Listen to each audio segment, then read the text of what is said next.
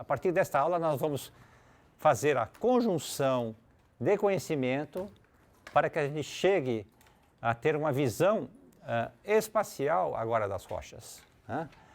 Espacial numa representação gráfica em mapas geológicos. Tá?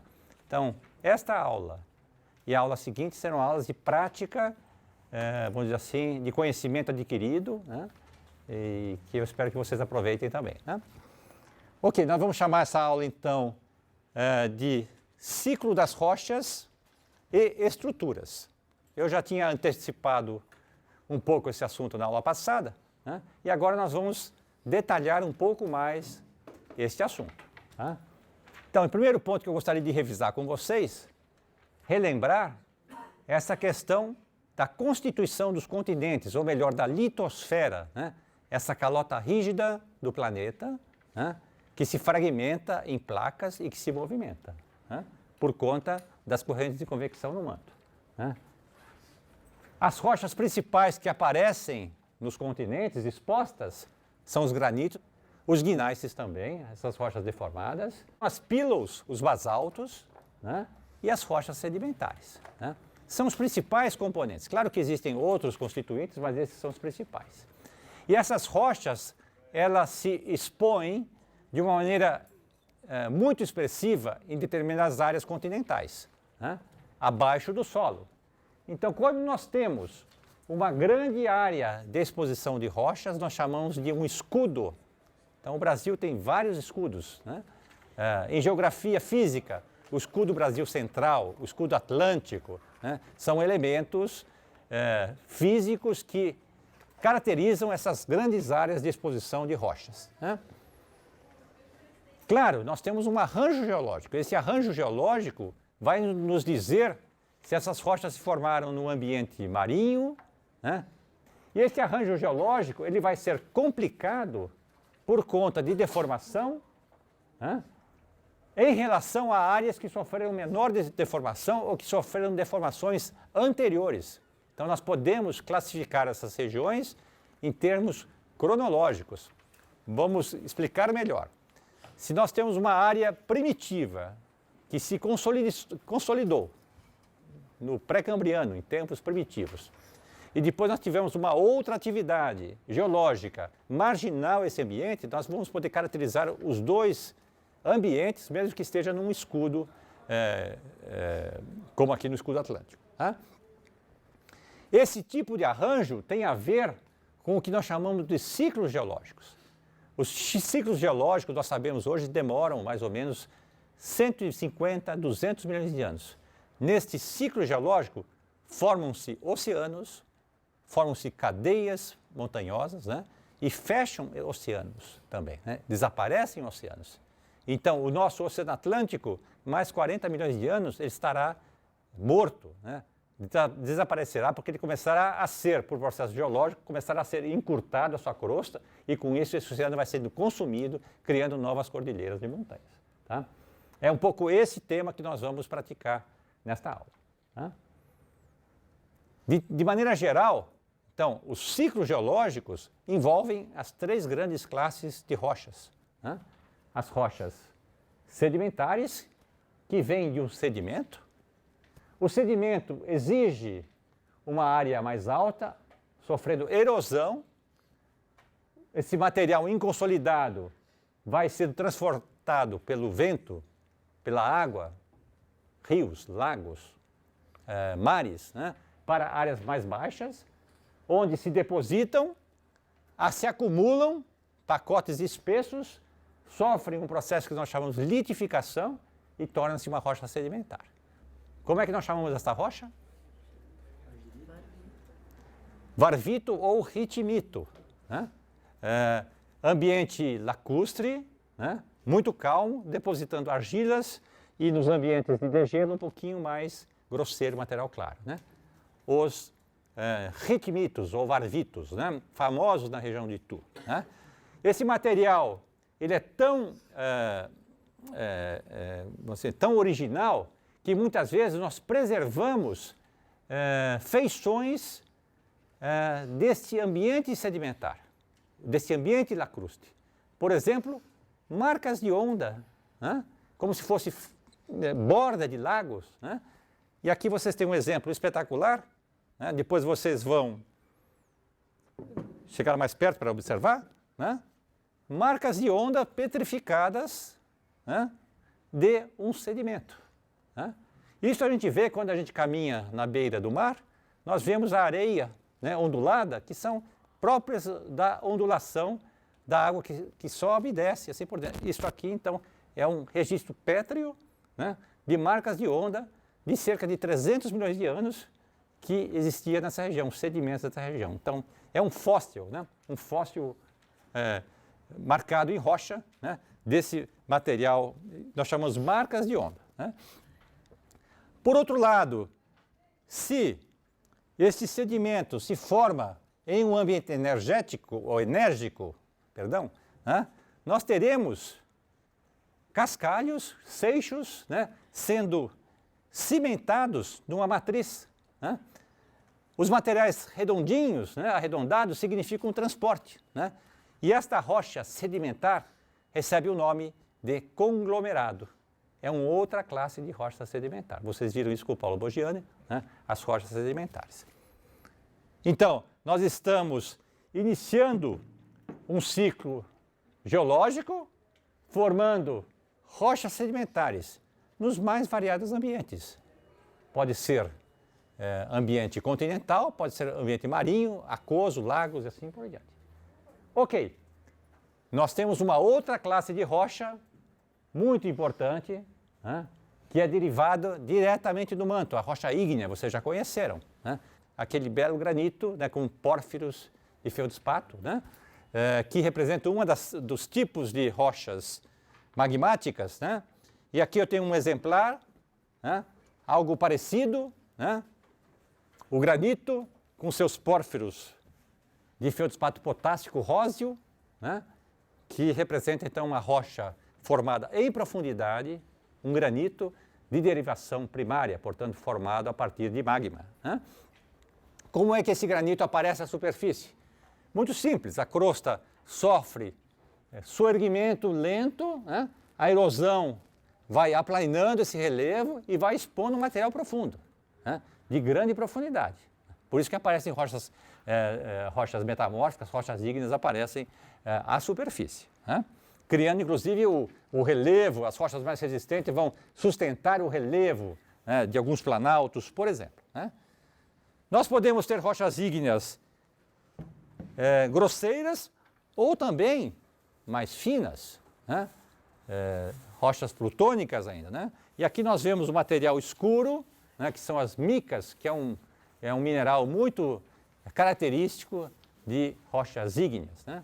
As rochas ígneas se cristalizam segundo uma sequência de cristalização, a série de Bowen, a temperatura vai diminuindo e nós vamos formando uma série de cristais, né? Isso é provado através de experimentos, tá? Então, rochas ígneas vão se formar quando a crosta ou a litosfera se rompe, né, e o magma ascende do manto superior, invade essa crosta ou forma assoalhos oceânicos, basaltos, né, com as pílulas que nós vimos na excursão, né. Bom, e nós temos o terceiro tipo, que é a rocha metamórfica, que vocês também conheceram e que são rochas formadas por conta de pressão e temperatura, metamorfismo regional, né. Pressão e temperatura levam à deformação em profundidade no estado sólido de materiais geológicos, sejam eles sedimentares, sejam ígneos ou sejam outras rochas metamórficas, né? E isto acontece na escala de milhões de anos. São raízes de antigas cordilheiras, tá? Este é um gneiss, né? Nós podemos até, se nós estivermos muito profundo, isso aqui começa a fundir, né, criando migmatitos, né, e esses migmatitos criam magmas que vão gerar novas rochas ígneas, né, nesse ciclo geológico, né. Claro que as rochas metamórficas, elas possuem diferentes intensidades, diferentes graus. Nós classificamos as rochas em função desse grau de temperatura, de pressão, e nós praticamos isso na aula passada. Nós tínhamos os filitos, os xistos, os gneisses, recorde-se disso, né? Rochas orientadas, né, que, em função do grau metamórfico, tornam-se cada vez mais grosseiras. Este aqui é um mica xisto, não sei se vocês percebem o brilho, né? Que são as micas orientadas, né? Significa que nós temos uma pressão convergente, né? Em ambos os lados da rocha, reorientando os minerais desta amostra, né? Então, são rochas xistosas, que são, vamos dizer assim, em termos de grau de metamorfismo mais fraco do que os gnáisses que estão aqui do lado, né? Então, esses três tipos de rochas se reorganizam em função da tectônica de placas, né? Zonas de colisão, claro, nós vamos ter rochas metamórficas, nós vamos ter fusão, nós vamos ter rochas ígneas, né? Em continentes estáveis que são carregados nessas placas, né? Nós vamos ter sedimentos, rochas sedimentares. Este é a forma que o planeta se desenvolve na escala de milhões de anos, bilhões de anos. Exemplos muito bonitos, interessantes, né, desses três tipos de rochas, né? Chapada diamantina, né? Os estratos, né, horizontais são rochas sedimentares, né, excepcionalmente expostas por conta da erosão, criando esses vales, né, essas feições muito interessantes, né, e que seguem um princípio, né, os princípios que nós chamamos de Steno, que são do século XVII, né, esse italiano, que naquela oportunidade já observou que as rochas sedimentares elas se organizam em estratos, né, os mais antigos estão abaixo e os mais jovens acima, né, dando a sequência que nós chamamos estratificação, né, ou seja, a ordem dos estratos, né, de uma rocha. Outros exemplos de materiais geológicos, rochas ígneas. Essa rocha à esquerda, um granito, né? Se nós tivermos uma rocha vulcânica com a mesma composição, nós teremos a do lado direito, né, que é um riolito, né? Ela é fina porque ela se cristalizou em superfície. O granito é grosseiro, porque se cristaliza em profundidade. Rochas ígneas, né?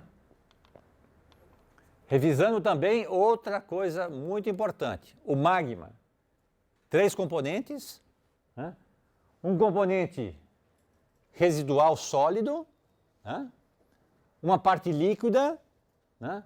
E uma parte gasosa. Aqui está o CO2, né? O H2, né? Que depois será expelido pelo magma, né? São voláteis, né? Que formarão oceanos, por exemplo, né? No tempo geológico, né? Então, o magma, ao se cristalizar, né? Perde a parte gasosa, a parte líquida torna-se sólida e se une a esses minerais prévios, gerando o granito, ou o riolito, ou um andesito, ou um basalto, rochas vulcânicas, né? E essa consolidação, essa cristalização dos minerais de um magma ocorre segundo uma reação chamada de Bowen, né, que parte de alta temperatura, cerca de 1000 graus Celsius, até 600 graus Celsius. O último mineral a se formar é o quartzo, né, e por isso ele ocupa os interstícios entre os outros minerais. Aqui está o feldspato, que é o antepenúltimo a se cristalizar. Os primeiros são os plagioclásios de alta temperatura, anfibólio, a abiotita está aqui. Então, esta é a sequência de cristalização à medida que o magma chega à superfície e se resfria. Ele poderá ser de composição basáltica, quando ele é pobre em sílica, ou ele poderá ser de composição granítica, quando ele é rico em sílica. Magmas basálticos são pouco viscosos e têm possibilidade de percorrer grandes distâncias, os derrames basálticos, né? Magmas graníticos, ao contrário, são magmas muito viscosos e, portanto, eles não se distribuem em grandes áreas. Rochas metamórficas.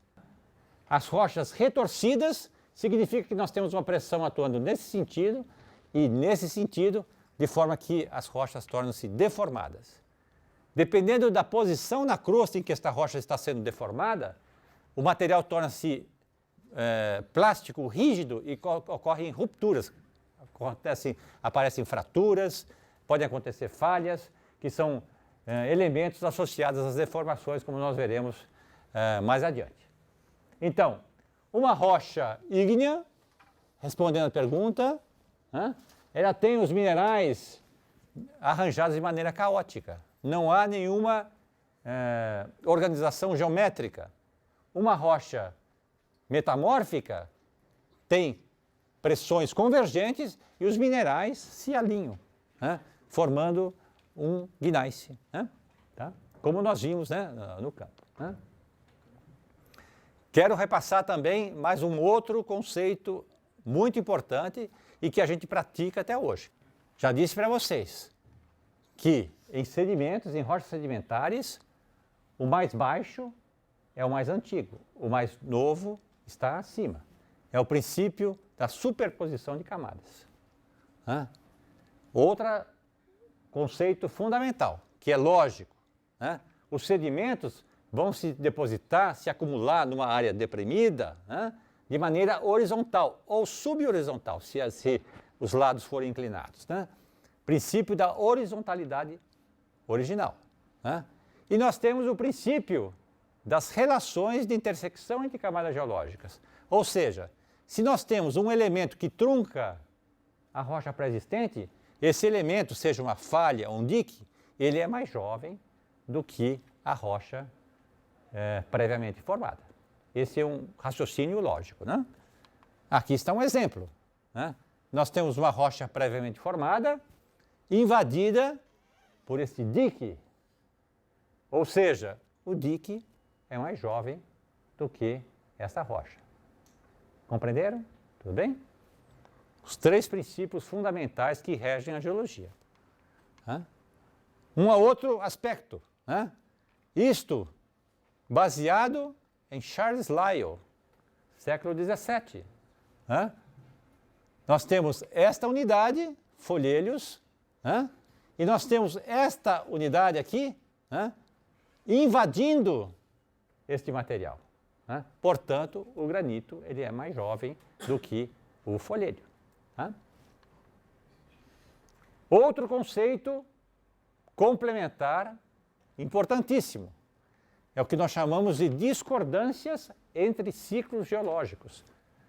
Vejam aqui, olha, eu tenho este ciclo geológico, rochas deformadas, invadidas por granitos, rochas deformadas. Esse ciclo se estabilizou, a erosão tende a aplainar este ciclo, e muito tempo mais tarde começam a haver deposição de sedimentos. Isso nós chamamos de uma discordância geológica. Então, essa superfície irregular, acompanhando o relevo primário, é chamado de discordância. Representa um hiato nos ciclos geológicos. Primeiro ciclo, o de baixo, e o segundo ciclo aqui. Aqui nós temos um outro exemplo, camadas deformadas. Aqui está a superfície erosiva e um novo ciclo sedimentar ocorre. O mais antigo abaixo, a camada mais nova acima. Existem situações mais complicadas, quando as camadas de baixo do primeiro ciclo são horizontais, e nós temos aqui a interrupção do ciclo, e aqui nós temos uma nova sequência se depositando. A única forma de a gente detectar isto é se nós tivermos fósseis aqui e fósseis aqui, mostrando que tem um hiato na deposição desses dois ciclos. Então, as discordâncias geológicas, a ordem dos estratos, a relação entre as rochas que cortam umas ou outras, são elementos que nós utilizamos a fins de correlacionar sequências rochosas, mesmo que não estejam contínuas espacialmente. Aqui um exemplo real, lá na Escócia, então, camadas inclinadas, aqui está a superfície erosiva e aqui está a outra camada, significando uma discordância geológica. E essas discordâncias geológicas vão poder ser perseguidas no ciclo geológico. Lembra que eu comentei com vocês que os ciclos têm 150 a 200 milhões de anos? Então, começando lá em cima, nós temos um continente, à beira de um lago ou de um mar, né? Os sedimentos são depositados, erode a crosta e nós vamos tendo a deposição das camadas. Quem é o mais jovem aqui? Esta camada. Quem é o mais antigo? Esta camada, lei da superposição dos estratos. Né? Esta sequência, um zoom, sofre deformação. Sofreu deformação, vai se tornar rocha metamórfica. Xistos, filitos. Sofre deformação e essas deformações geram cordilheiras de montanhas. Se aqui nós tivéssemos fósseis, os fósseis estão aqui preservados nas camadas, os fósseis vão estar a 1.000 metros de altura, 2.000 metros de altura. Cordilheira Andina, nós temos fósseis marinhos. Himalaia, nós temos fósseis marinhos, mostrando que eram sedimentos de antigos mares. Deformações, aqui se formam gneiss, filitos, xistos. Essas camadas podem ser rompidas por conta dessa deformação. Isso pode ser depois erodido, criando esse hiato. E esse hiato, depois, ele é sobreposto por um novo ciclo geológico. É assim que na geologia nós vamos organizar o raciocínio, detectando, mesmo que as rochas estão deformadas, como era a história geológica. Na próxima aula nós veremos um outro elemento adicional, que é a datação dos materiais. Datação absoluta, existem técnicas hoje para isso, e portanto nós vamos poder marcar no tempo precisamente essas camadas. Então, não só os fósseis, como nessa ilustração, nessa prancha, vocês estão vendo, não só os fósseis são importantes para podermos organizar cronologicamente as camadas, como também a geocronologia, ou seja, as datações de minerais ou de rochas.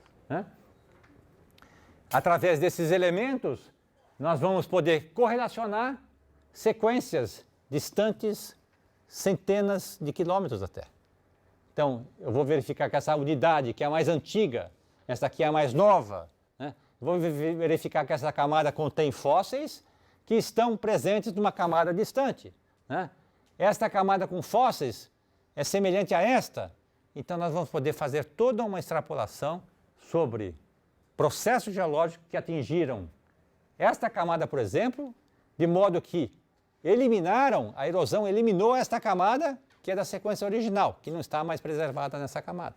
Então nós vamos poder fazer ilações sobre o quadro evolutivo deste ciclo geológico. Nós podemos dividir então a geologia de São Paulo em duas grandes áreas.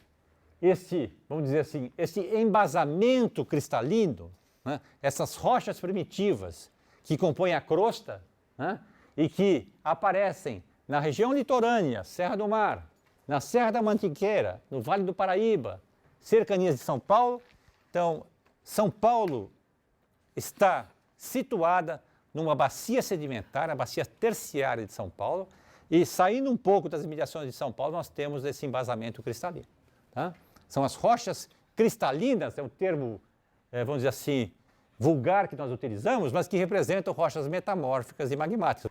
E rumo ao oeste, as rochas sedimentares, que são a borda de uma das grandes bacias sedimentares continentais, que é a bacia do Paraná. Ela se expõe até o sul do país, Paraná, Santa Catarina, Rio Grande do Sul, Argentina e Uruguai, e lá também aparecem rochas vulcânicas muito importantes, porque elas representam geologicamente o início da formação do Oceano Atlântico, e elas respondem também pela terra roxa, muito importante para a agricultura, e até pela excelência dos vinhos lá do sul do país. Terra roxa ela é importante para cultivo, para a agricultura. Então, este é um mapa geológico, ou seja, uma representação cartográfica das unidades geológicas, utilizando aqueles preceitos que eu apresentei para vocês. organização dos estratos, o mais jovem acima, o mais baixo, o mais antigo, rochas ígneas, rochas metamórficas, né? E nós vemos aqui o escudo atlântico, o leste paulista, com rochas metamórficas e rochas ígneas, né? Que são cobertas por sedimentos, bacia de São Paulo, bacia do Parnaíba, né? Aqui fica a Serra da Mantiqueira, a Serra do Mar aqui, né? Aqui a planície costeira com os sedimentos jovens, e aqui vocês veem uma área muito grande, oeste paulista, que representa essas cores, né? Daqui até o amarelo, representam a bacia sedimentar do Paraná. Imagine como folhas de papel, o amarelo, uma folha de papel que está depositada sobre o verde está por baixo, a erosão, quando atinge o amarelo, aparece a rocha de baixo, todos conseguem entender o raciocínio, né? Abaixo do verde nós temos essa camada roxa e abaixo do roxa nós temos essa camada vermelha. Qual é a situação, então, que nós temos aqui? Nós temos uma bacia sedimentar,